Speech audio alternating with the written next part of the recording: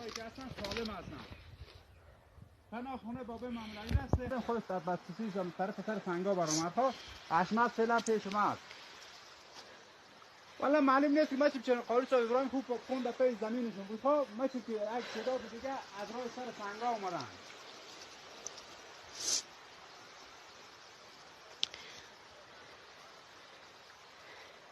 یعنی مردم گیاد دم کوب فعلا قدیم شده میپاله ها یا به تعداد یکم 9 نفر یا 10 نفر یا 12 نفر اینا هست. یعنی شاعر میپاله ها